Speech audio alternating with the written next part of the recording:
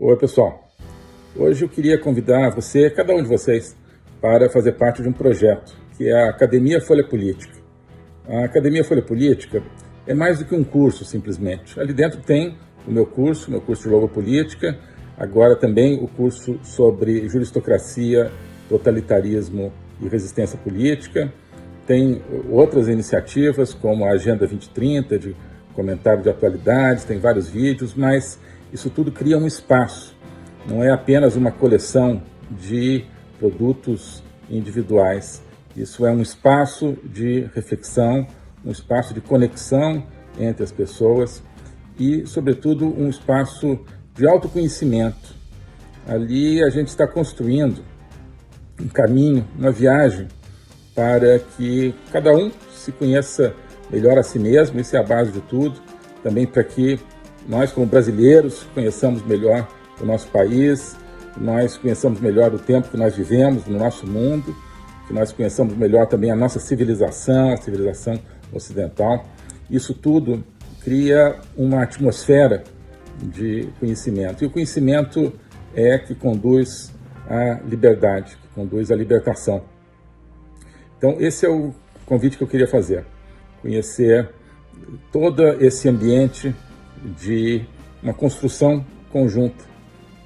Passando a ser membro da Academia Folha Política, você não está adquirindo, portanto, um produto pronto, definido e acabado, como um curso definitivo. Não. É um processo do qual você vai participar, um processo no qual você vai criar o seu próprio conhecimento. Tá bom? Então aqui tem a descrição, tem o link para ingressar na academia, tem a opção anual, a opção mensal, e eu tenho certeza que quem entrar vai se entusiasmar com esse projeto, vai se entusiasmar com essa construção. Tá bom? Abraço.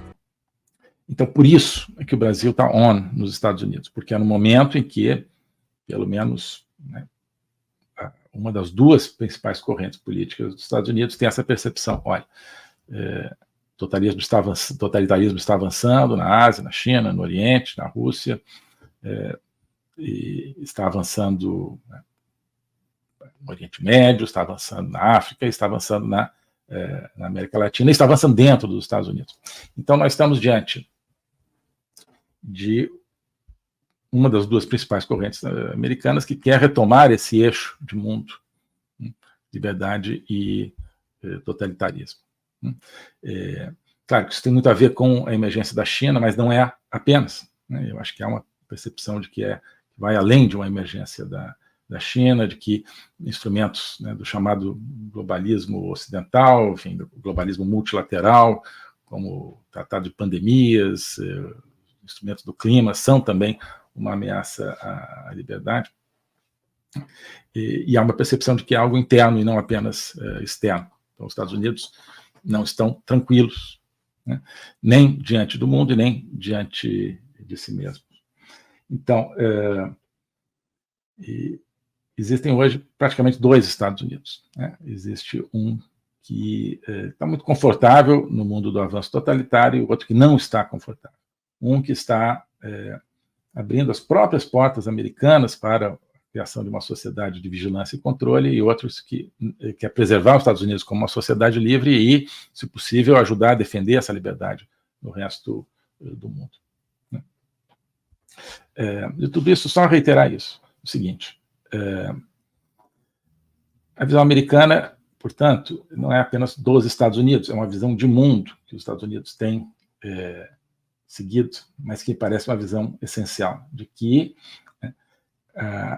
o conteúdo de um país é determinante na maneira como você deve ver e se relacionar com esse país, e não apenas o seu volume de comércio, ou o seu poder militar. E que um mundo onde totalitarismos sejam especialmente fortes, será um mundo onde a democracia será cada vez mais fraca. Isso é que a gente precisa ter presente. Bom, então, especificamente da audiência.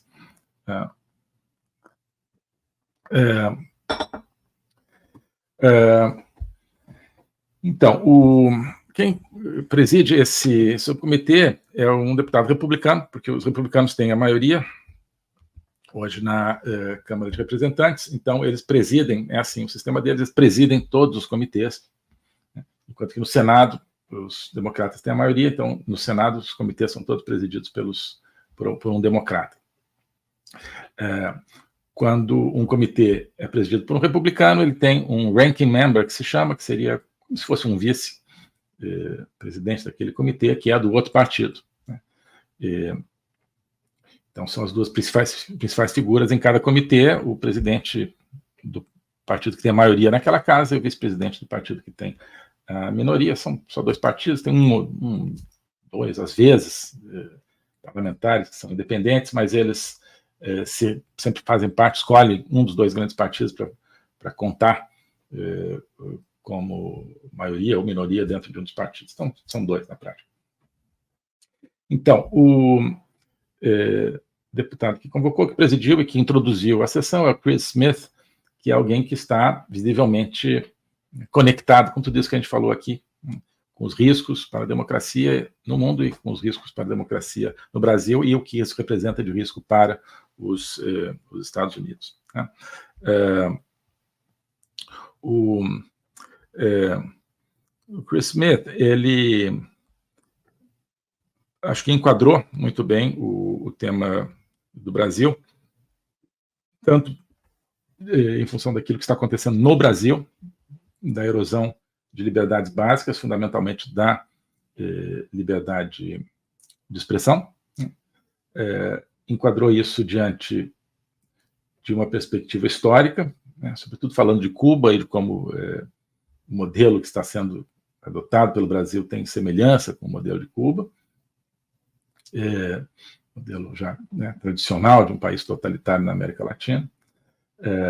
Então, deu essa perspectiva histórica, né, para onde o Brasil está indo, de certa forma, de onde está vindo, e deu a perspectiva da importância da democracia brasileira para a democracia americana, ou seja, a importância de que o Brasil tenha uma democracia, né, diante dessa visão, né, tradicional, né, tradicionalíssima americana, fundacional dos Estados Unidos, né, de que o mundo não é um bando de países todos equivalentes, não, o mundo é feito de países que têm um ideal de liberdade e outros que não têm, e esses são normalmente uma ameaça para os que têm. Então, ver o Brasil renunciando ao ideal de liberdade significa menos um país, e um importantíssimo país, né, na coluna da liberdade, e mais um país na coluna do totalitarismo. Isso é uma ameaça, portanto, para o mundo onde os Estados Unidos querem viver, e uma ameaça para os Estados Unidos. Ele acho que fez esse enquadramento muito bem. Ele fez uma citação de uma jornalista do Wall Street Journal, que é o principal jornal de, digamos assim, centro-direita, um pouquinho mais para a direita americano, né? O melhor jornal americano conservador mesmo é o Epoch Times, né? Mas o Wall Street Journal, né, quebra um galho com um público assim, um pouco mais liberal, assim, mais tradicional, digamos. Então, a Mary O'Grady, essa jornalista e articulista, que cobre há anos os temas de América Latina, enfim, ela é a principal ensaísta, digamos, articulista falando de América Latina nos Estados Unidos, né, nessa grande imprensa americana. Ela publica toda semana um artigo sobre América Latina no Wall Street Journal. Então, ele citou um artigo dela que me parece que foi no ponto-chave, quando ela diz, num artigo do ano passado, que no Brasil nós temos, então, uma Suprema Corte aliada de políticos ideológicos e corruptos. Tá? Aqui, então, ao falar de Brasil, agora aterrissando no tema Brasil, ele deu em poucas palavras, através dessa pessoa, que é uma especialista na América Latina, que eu conheço, conversei com ela, deu esse retrato do que é o Brasil hoje e, né, do que está atrás desse problema que já tem agora algumas semanas, já está se vendo de maneira mais clara, da interferência da Suprema Corte na liberdade de expressão. Então, acho muito interessante que ele tenha querido trazer isso, inclusive trazer isso não pela própria voz dele, mas pela voz de alguém que está acompanhando o Brasil, a América Latina há muito tempo. Então, não é apenas a questão de um juiz, né, que tomou decisões polêmicas a respeito de liberdade de expressão. Não. É uma Suprema Corte, né, aliada de políticos ideológicos e corruptos. Ideológicos, né, ou seja, com uma linha de formato, né, de sociedade que é, né, o oposto, né, do formato de sociedade livre. E corruptos, né? Corruptos. Como, né, pouca dúvida se pode ter. Isso, portanto, é a ditadura do corruptariado, na minha nomenclatura. Né? Não apenas, né, um conjunto de determinados desmandos judiciais, mas todo um sistema de poder que envolve aí os três poderes. Né? Envolve, né, portanto, toda uma classe política, que envolve não só judiciário, mas legislativo, executivo também. Né? Então, políticos, corruptos e ideológicos. Né? Então, não sei se necessariamente, né, nem todos os corruptos serão ideológicos. Né? Alguns corruptos, né, terão pelo menos a impressão de que tanto faz, outros corruptos são corruptos e ao mesmo tempo querem um mundo totalitário. Mas estão totalmente juntos, né? Corruptos e ideológicos estão totalmente juntos e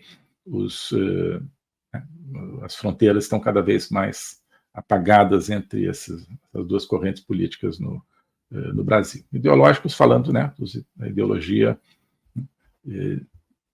que, né, podemos chamar de socialismo, de comunismo, né, de globalismo, né? Ou seja, tudo aquilo que se refere a uma ideia de sociedade que não é, né, a sociedade livre, né, que é uma sociedade de controle de alguma maneira. Bom, então, eu acho que isso foi fundamental do Chris Smith. Ele enquadrou, né, de uma maneira muito boa, me parece, o tema. Com esse aspecto muito importante que outros depois não retomaram. Acho que esse foi um dos problemas. Não falar do problema da forma de poder no Brasil, o problema da corrupção, o problema do corruptariado, o problema, né, por quê, o que é que a Suprema Corte brasileira está defendendo. Né? Por que eles, né, segundo alguns, né, digamos assim, torceram, né, para um lado. Por que eles censuram um lado? Né? O que é que esse lado ameaça? Esse lado ameaça um esquema de poder corrupto. Né? Esse é o ponto fundamental, me parece, e o único que acho que tocou nisso foi nessa introdução o Chris Smith, mas já é importante. Bom, aí tem a Susan Wild, que é a ranking member, então a vice-presidente, no caso, então, proveniente do Partido Democrata. Né? Que o que ela fez? Ela assumiu, então, o lado de defensora da Suprema Corte brasileira e defensora, né, de todo esse mecanismo de poder, que eu chamo o corruptariado brasileiro. Né? Ela então, mostrou a identificação do Partido Democrata, né, com uma forma de poder no Brasil. Né? Mais do que com uma ideologia, embora também, né, com uma forma de poder, né? Esse núcleo, né, de bandidagem, de roubo, né, de extorsão e, no fundo, destruição do país, com uma casca, né, de palavras como democracia, Estado Democrático de Direito. Ela, então, coloca o Partido Democrata americano, né, do lado dessa coisa, dessa gosma existente no Brasil. Queria mencionar que, como uma modestíssima contribuição a esse esforço de socorro, eu e meus colegas aqui da Academia Folha Política estamos nos comprometendo a, durante esse mês de maio, dedicarmos metade da receita líquida da Academia Folha Política ao socorro às vítimas, às pessoas afetadas no Rio Grande do Sul. Faremos isso especificamente através de entidades que estão recolhendo doações em dinheiro para transformá-la em doações e ações concretas na prática, né? Infelizmente, como muitos de vocês não estamos lá, não podemos fazer diretamente algo, então é uma maneira de fazer algo a respeito, né? A Academia Folha Política, como vocês sabem, é um projeto onde eu estou empenhado, onde tenho o meu curso de logopolítica semanal, onde tenho uma live semanal sobre atualidades políticas e geopolíticas, e onde temos também, meus colegas têm o curso sobre totalitarismo, resistência democrática. Então, ao longo desse mês de maio, todo mundo que assinar a Academia Folha Política, ou seja, que adquirir a assinatura, a Academia Folha Política, metade da renda, quer dizer, nós vamos dedicar, a pessoa vai ter o acesso integral, absoluto, mas a metade da receita nós vamos dedicar ao socorro ao Rio Grande do Sul, né? E infelizmente não dá para ser 100%, porque temos custos operacionais aí que precisamos cobrir, é uma iniciativa que está crescendo, que tem custos, então, mas é o que nós podemos fazer, né, e tanto diretamente como também como uma maneira de pedir, né, que quem puder se associe a essas ações da maneira que puder, tá? Doações diretas também, enfim, estou apenas introduzindo uma maneira de que a Academia Folha Política faça a sua contribuição, mas quero também sugerir que quem puder faça doações diretas, e estamos colocando aqui na descrição deste vídeo o Pix de algumas entidades que, pelo que eu recolhi aí, a partir de menções de várias pessoas, parecem ser entidades que estão fazendo um ótimo trabalho, mas também quem tiver outras, né, e há dezenas de entidades que estão recolhendo recursos, enfim, acho que, claro, cada um encontrará o seu caminho para essa contribuição, tá? Então, essa é a maneira que, né, nós encontramos, a Academia Folha Política, de participar um pouco desse esforço nacional.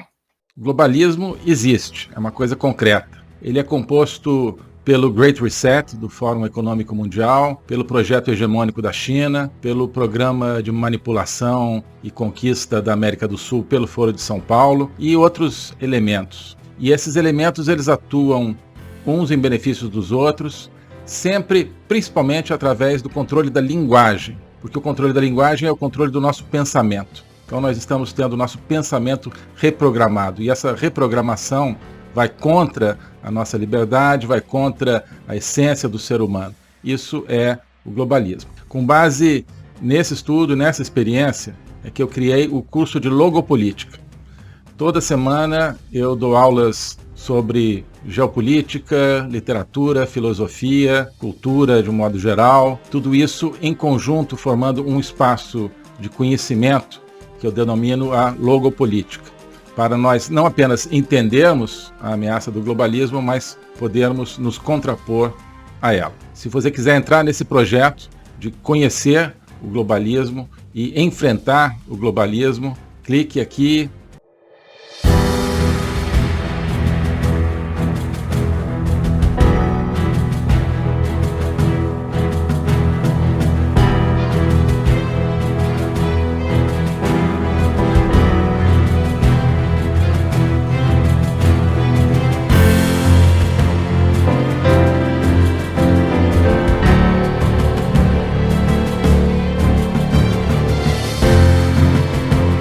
Oi, pessoal.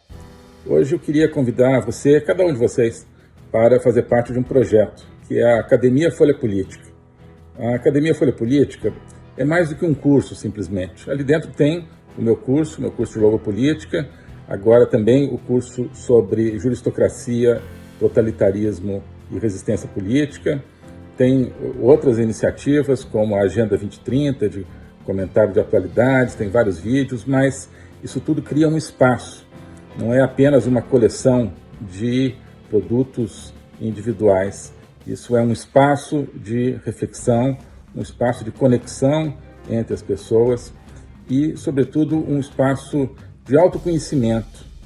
Ali a gente está construindo um caminho, uma viagem para que cada um se conheça melhor a si mesmo, isso é a base de tudo, também para que nós, como brasileiros, conheçamos melhor o nosso país, nós conheçamos melhor o tempo que nós vivemos no nosso mundo, que nós conheçamos melhor também a nossa civilização, a civilização ocidental.